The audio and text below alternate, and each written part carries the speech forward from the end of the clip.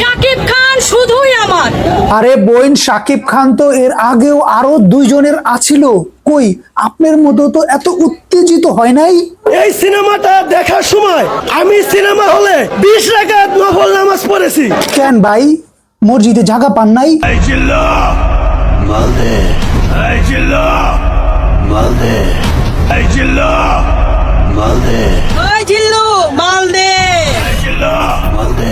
আরে ভাই, কি যে একটা সময়ের মধ্যে দিনগুলা পার করতে আছি, যেদিকে যাই ওই দিকে খালি কয় জিল্লু মাল দে, জিল্লু মাল দে। আরে ভাই, এত মাল পাবো কোথায়? আগের মতো কি মাল এখন আর পাওয়া যায়? এখন যদি আমি মরেও যাই আমার জীবনের আফসোস থাকবে না। আরে ভাই কি বলেন, আফসোস থাকবে না? সামনে তো কুরবানিতে তাণ্ডব আসতেছে, তাণ্ডব দেখবেন না? আর তাণ্ডব না দেখে যদি মারা যান তাহলে তো আফসোস একটা থেকেই যায়। কিন্তু লাস্টের যে সিনটা ছিল বা লাস্ট যে 20 মিনিটটা ছিল এটা কেউ আশা করে না। যদি এটা জানতো তাহলে জিন্দিগি তো এত কষ্ট নিয়ে সিনেমা এই সিনেমাটা দেখতে। ভাই আপনি মনের মধ্যে এত কষ্ট নেবেন না, প্রযোজকের সাথে আমার কথা হয়েছে, সে বলছে সেই 20 মিনিট সিন আপনার কথা শোনার পরে সে আর রাখবে না।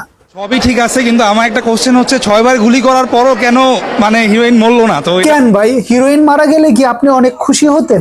অসাধারণ সিনেমা, ভালো হয়েছে ভালো ছিল না? ভালো ছিল।